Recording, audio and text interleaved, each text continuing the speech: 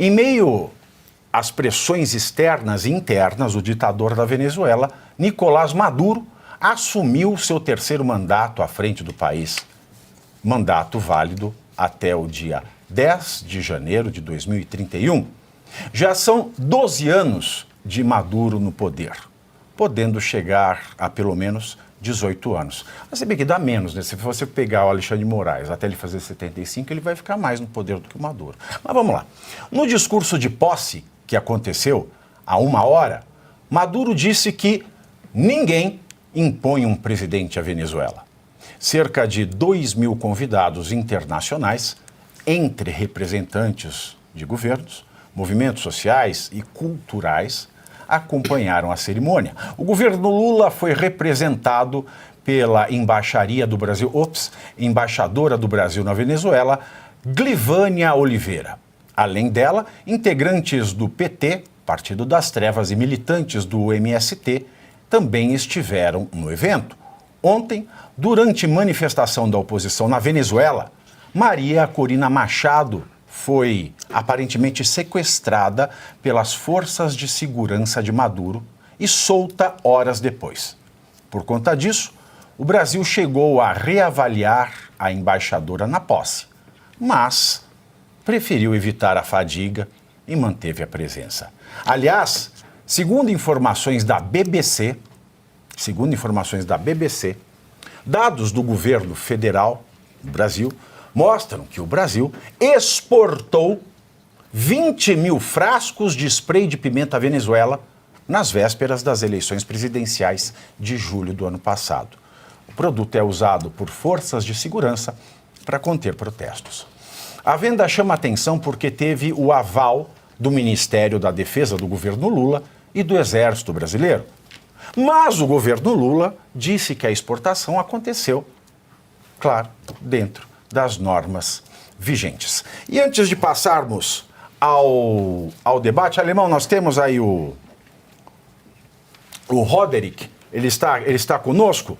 Eu quero passar para o Roderick, que é um ativista de oposição venezuelano, e eu queria ouvir as impressões do Roderick. Roderick, como vai você, querido? Obrigado pela oportunidade que dão vocês para mim de falar com vocês. Pavinato, e também está aí o Marcelo Suano, que manda também um abraço grande. E estamos aqui nessa situação, agora estamos aguardando já as palavras da Maria Corina Machado, que falou pela rede social X que ela vai dar uma declaração daqui a pouco. Às 15 horas, né? A assessoria dela disse que às 15 horas, horário de Brasília, ela falaria alguma coisa, certo? Isso, em reação ao que aconteceu hoje, que foi o crime de usurpação do poder por parte de Nicolás Maduro e o chavismo lá na Venezuela. Esse crime ele já vem acontecendo faz tempo, não é, Roderick? Roderick, só uma dúvida, só para esclarecer para quem está nos assistindo, você vive aqui em São Paulo, certo? Sim. Se você voltar para a Venezuela, você vai preso ou você some? Vou preso, porque o chavismo fez vídeos com minha foto, a minha cara, falando que eu sou terrorista, que eu sou fascista, tenho um alerta vermelha em Interpol, porque eles me acusam de rebelião militar. Sério? Quanto tempo você está aqui com a gente? 7 anos. 7 anos. É triste, né, Roderick? Sim. E muita gente vendo a posse do Maduro, porque é inevitável, né? Ele ameaçou prender o Edmundo Gonzalez, se ele voltar, que foi reconhecido presidente eleito pela comunidade europeia, pelo próprio Estados Unidos do Joe Biden, e não voltou, né, para a Venezuela. Ele disse que voltaria para impedir a posse, mas isso acabou não acontecendo. Como a gente sabe, um ditador, né, não tem empecilho para tomar posse. Existe alguma esperança da população venezuelana quanto à reversão do quadro? Ou até 2031 nós vamos ter que engolir Nicolás Maduro como um presidente aqui na América Latina? Nós temos esperança, sim. Nós estamos esperando o que vai dizer agora Maria Corina.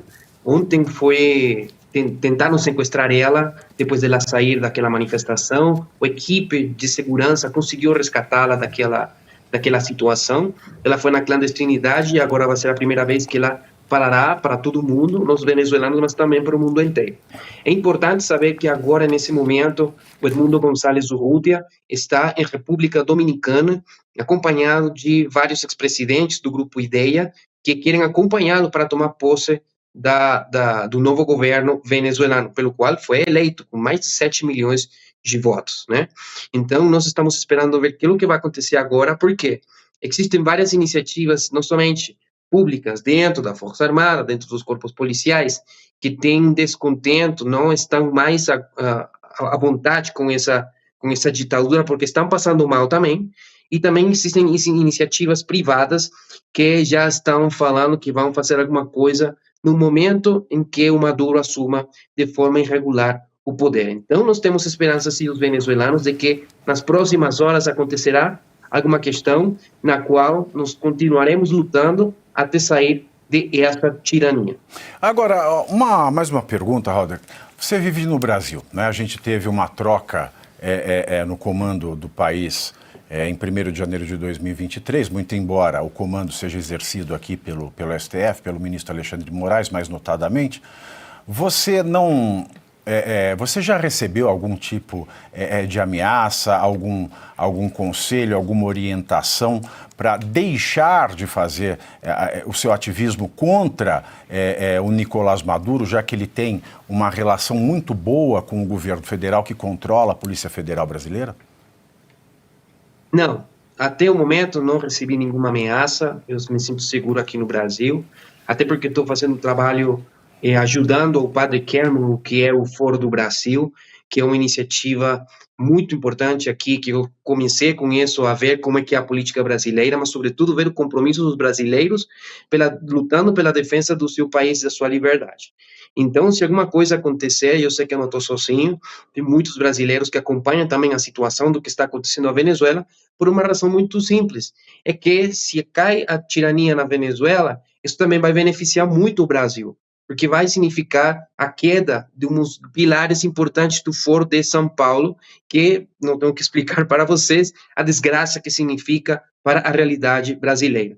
Então, o assunto da Venezuela é muito importante também para o Brasil e também outros países, e aqui continua lutando contra o mesmo inimigo que está lá na Venezuela, mas também tem presença aqui no Brasil. Até você ressaltou, né, que a presença do Brasil não somente está dada pela embaixadora que está em Caracas, mas também por membros do Foro de São Paulo, que é o PT e o MST. Exato. E mais uma pergunta.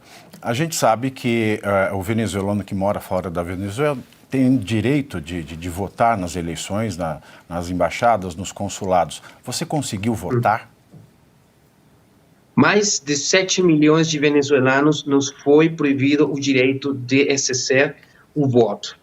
Então, Maria Corina conseguiu 7 milhões lá na Venezuela, com o pessoal que está lá dentro, que conseguiu votar, com todas as dificuldades que isso levou.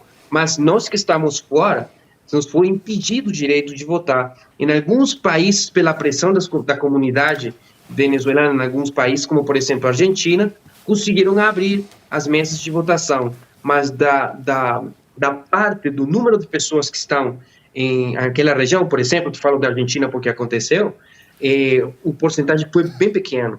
Então, não conseguiu votar a maioria das pessoas. A Maria Corina de Machado, com as informações que ela tem, já falou que se tivesse votado a população venezuelana no exílio, a diáspora, a relação não fosse 70-30, fosse até 90-10, né? Porque o descontente que há contra a tirania é importante. Muito bem. E para finalizar, eu queria perguntar, porque a gente tem visto aqui no Brasil, né, essa proeminência do Tribunal Superior Eleitoral e do Supremo Tribunal Federal em matéria de eleições presidenciais. O TSE, ele tocou com mãos de ferro o processo em 2022. E o Nicolás Maduro, quando ele teve o resultado, mesmo sem mostrar as atas reconhecidos pela corte venezuelana, ele fez um paralelo entre o que acontece na Venezuela, esse reconhecimento judicial, e o que está acontecendo no Brasil. Você tem alguma mensagem para nós brasileiros, em especial aqueles que acreditam que o modo de operação dos nossos tribunais, o STF e o TSE, possam levar-nos ao caminho de uma ditadura como a Venezuela? Olha, muito boa a sua pergunta e não tenho uma resposta, sino várias, né, que compõem uma mensagem que eu quero dar para vocês. A primeira coisa é que não se afastem da política. Cobrem dos seus políticos, fiquem acompanhando as atividades dos políticos que você, cidadão brasileiro, dá para aquele que está no Congresso, que está na vereadoria, que está na prefeitura, que está como deputado. Enfim, você tem que ficar do lado deles. Porque o que aconteceu na Venezuela foi que o chavismo chegou porque o povo, naquele momento, se afastou muito da política. E chegou uma pessoa como Hugo Chávez, mentindo e falando tantas coisas que aconteceu o que aconteceu lá, né? Então, a primeira coisa, não se afaste da política.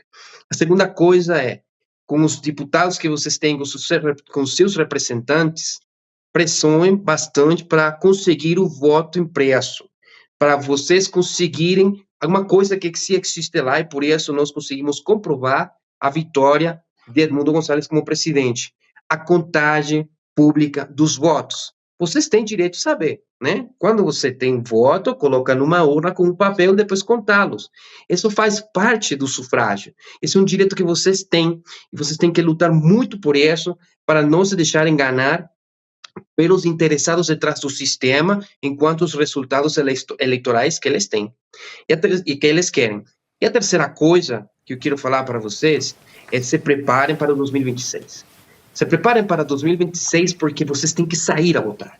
Vocês têm que participar desse processo e conseguir que a maioria seja daquelas pessoas que vão lutar por os seus direitos e vão fazer que volte o equilíbrio aqui nos três poderes. Porque, infelizmente, aqui existe uma situação na qual eu já vejo que, não somente na parte da censura, perseguição por pensamento político, mas também pela parte econômica, aí o Brasil está pertinho de ir para a Venezuela. Não é que seria possível que estejam começando a ir para lá, que já estão dando o caminho, né? Se não, perguntem não somente para venezuelanos, mas também para os argentinos. Veja o que está acontecendo com a moeda brasileira. Vai chegar um ponto em que vocês vão começar a preferir trocar o dólar, não pelo valor que está no Banco Central, mas por o que está no mercado negro. Porque esses são sintomas dessa doença que está tendo o país, enquanto o caminho ao comunismo. Então participem, não se afastem do que está acontecendo no público, porque com o poder que vocês têm agora, ainda vocês conseguem evitar que o Brasil chegue ao patamar que chegou a Venezuela. Roderick, muito obrigado. Agradeço muito o seu tempo e a sua atenção. E a casa é sua, volte sempre que quiser. Obrigado.